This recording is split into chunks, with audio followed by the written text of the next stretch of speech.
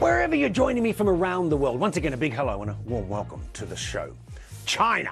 It's the world's second biggest economy. It trails only the United States and is more than 4 times the size of the next on the list, Japan. So what happens there certainly matters. But a year since the government abandoned coronavirus lockdowns, it's an economy that's still struggling.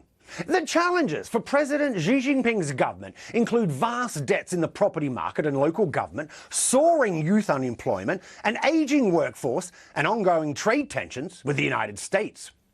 His government set a target of around 5% for economic growth this year. It was the lowest in decades, and some say that was deliberate. But it will be achieved, according to the IMF, the International Monetary Fund, who finished their assessment visit in November, whilst warning that big challenges still lie ahead. We project China's GDP growth to reach 5.4% in 2023, reflecting a strong post-reopening rebound in domestic demand, particularly consumption. We project growth to slow to 4.6% next year, as we expect the weakness in the property sector to continue and external demand to remain subdued. The vast mismatch between supply and demand for new properties is certainly casting a big shadow over the entire Chinese economy, as our China correspondent Stephen McDonald found out on a trip to Qingdao. This woman bought a flat here a couple of years ago, but her estate remains largely empty and its value has collapsed. Of course I'm worried, but what can I do? Everywhere there are shelves of tower blocks which appear abandoned. This problem with real estate supply and demand isn't limited to this area. It isn't even limited to this city. You can drive out of here for hours and you'll find clusters of towers with unoccupied or unfinished apartments, many where work has stopped altogether. And consider that the same thing is happening in province after province right across the country. One estimate says that amounts to 26 million unsold newly built homes. That's enough to house the entire population of Italy. And it's also draining confidence. There's also not enough jobs for young people. 21.3% of 16 to 24-year-olds didn't have one in June, prompting the government to stop publishing those numbers altogether. Part of the problem is less jobs are being created by foreign companies.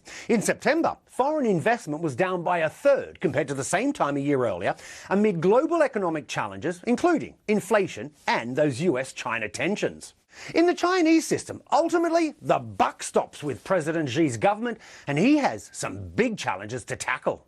Our goal is not to have just a few wealthy people, but to realize common prosperity for all. Employment, education, medical services, childcare, elderly care, housing, the environment and the like. These are real issues, important to people's daily lives and close to their heart. They are being steadily integrated into our top-level plans for national development. So, what does China's development look like in the years ahead, and how difficult will it be to solve the tensions between socialism and capitalism? Well, I've been speaking to one leading China economist who's a professor at the London School of Economics and has been addressing those very questions in her new book, The New China Playbook.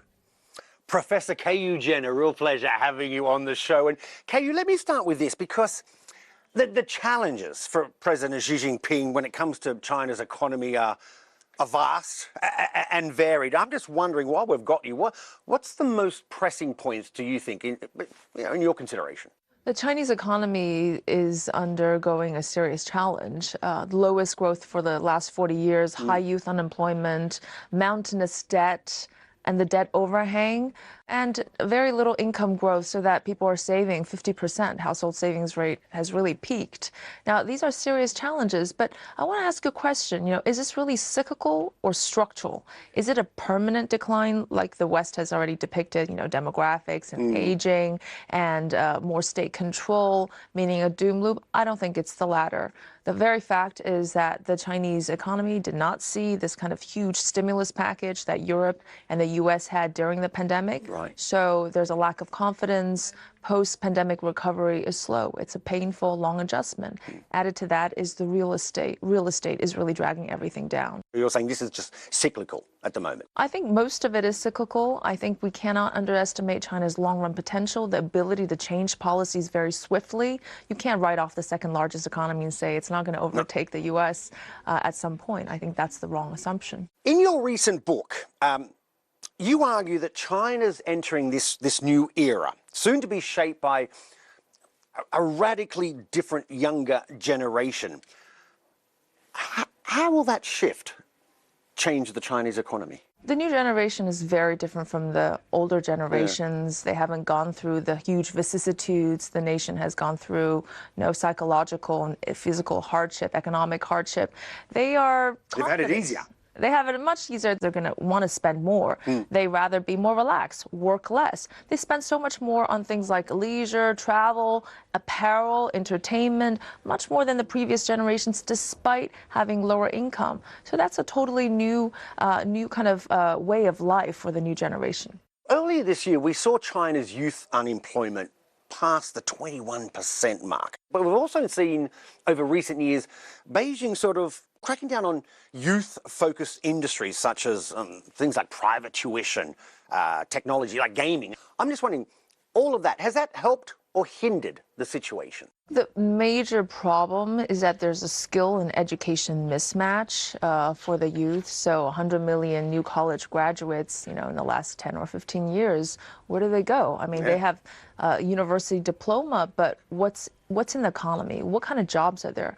There's 25 million manufacturing jobs yet to be filled, but these young people whose families have paid an enormous sum for their education, hence the regulatory crackdown, the tutorial sector, they don't want their kids to be in some factories. So that mismatch is really important. But the government is actually raising the status of vocational jobs, less discrimination. So that's actually happening really rapidly. It makes you wonder if the Chinese government's policies are forward-looking enough to embrace this whole new generation. I think Chinese government is one of the most forward-looking and continuous, with continuous policy governments in the whole world. And its ambition is to make China be a higher point in the value chain, in the global supply chain, and to train its engineers and technical workers. And so that's the direction. But, tutorial programs, this has gone really kind of out of hand. Because of the one-child policy, all the parents want to make their kids dragons and phoenixes.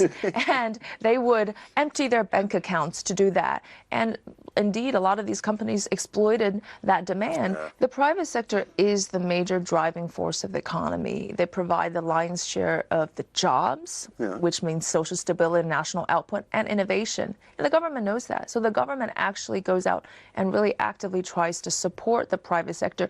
You might be skeptical, but recently there's been a slew of policies that have come forth, at least changing the attitude towards the private sector. And Keyu, as you very well know, one of the big problems for China at the moment is debt, in particular in the property market. You've got two very large property developers. You've got China Evergrande. It has debts of around $300 billion.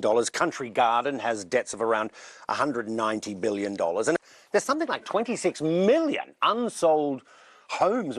Does this suggest that China can no longer rely on the property market for economic growth? If you look at the data, the pre-pandemic trend, pretty much 80% of the sectors have recovered almost back to pre-trend levels, except the real estate, which suggests the real estate is really what's dragging China's growth down. You had this huge bubble. The government is not going back to that.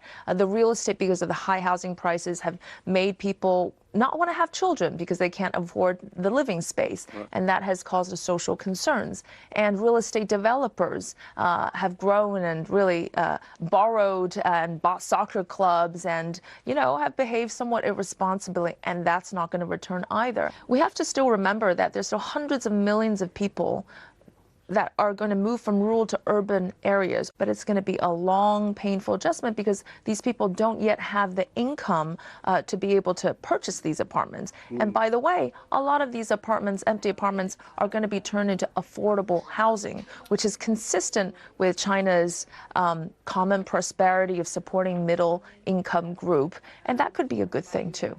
And Keyu, one of the problems linked to the whole property sector is the selling of land that we used to see the local governments, sell the land. There used to be a cash cow to them. Now that's kind of dried up. Is there a concern that these local governments simply won't have the funding to provide the services that they need to provide, education and health, for example? The local government debt is a major issue, and I think if there were anything I'd name, it's going to be one of the biggest challenges to the economy going forward because they have so much responsibilities for the local economy. And 50% of their revenues came from land sales, and now that's gone. So they have to find alternative sources of revenue. They're going to rely on the entrepreneurs and the companies to do well and so collect taxes. Keyu, let me talk about manufacturing. Of course, over the decades, been a driving force for economic growth for China. I think it still accounts for like 28% of the economy. But I'm just wondering, Keyu, have we seen the end of China being the world's factory floor and other industries coming into play?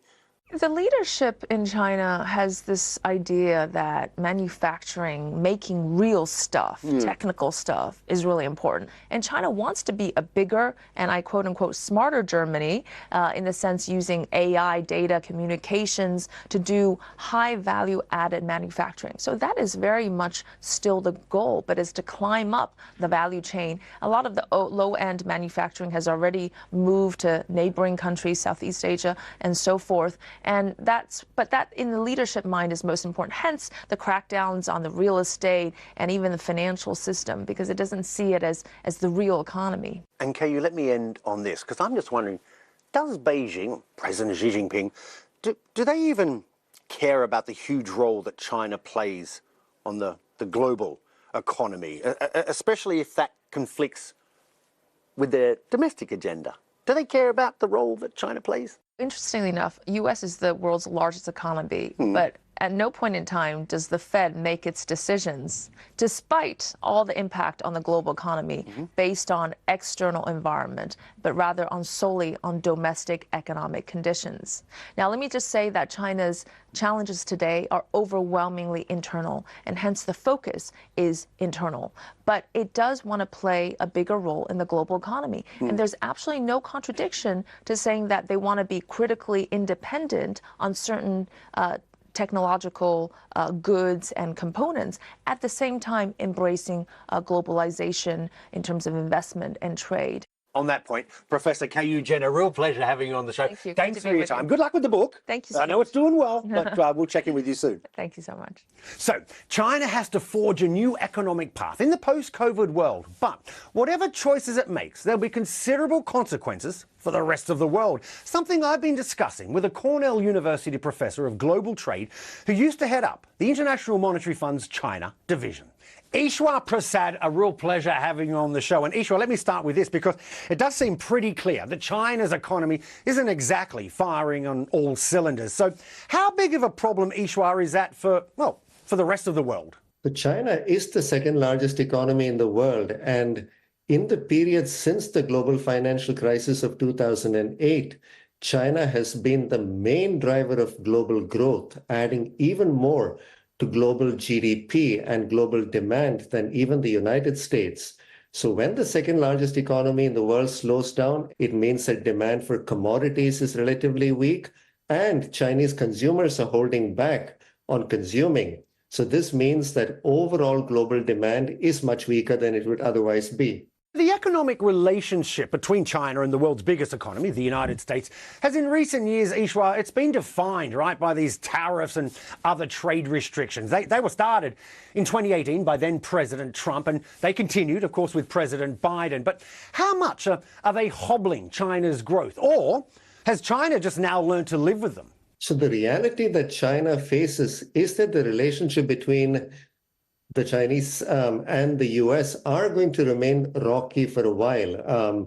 But it is really China's attempt to move into what are seen as the industries of the future, such as clean energy, green technologies more broadly, which also happen to be the areas where the US is trying to establish its dominance that have become the central points of conflict. And certainly at a moment where business and private confidence more broadly in China is weak, the ongoing tensions between the US and China don't do anything to help either consumer or business confidence.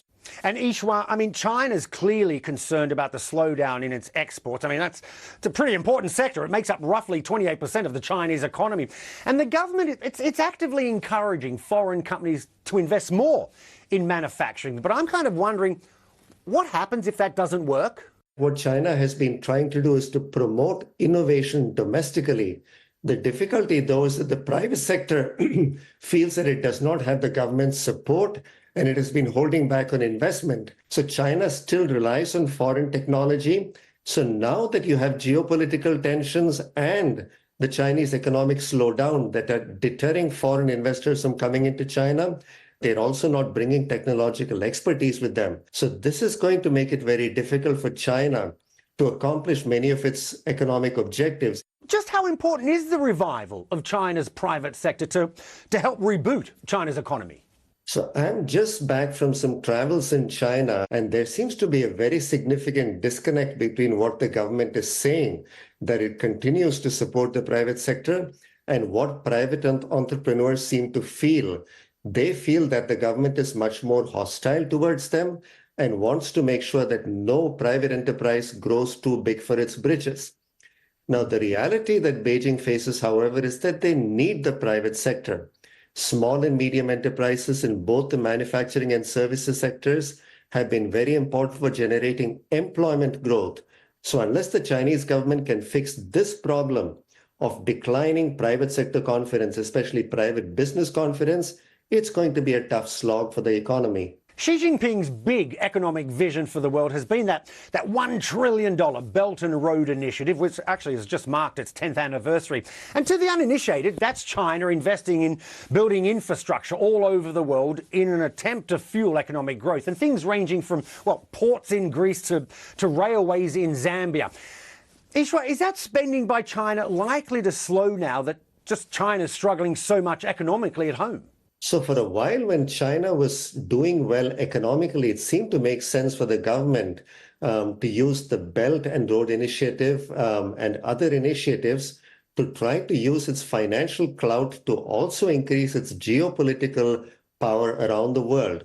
So at a time when China is receiving pushback from the countries that it gave money to, and when it is not generating good returns of those investments, now that that is happening at the time when the Chinese economy itself is weak, I think we are seeing a reconsideration from Beijing about the wisdom of undertaking such investments at such scale around the world.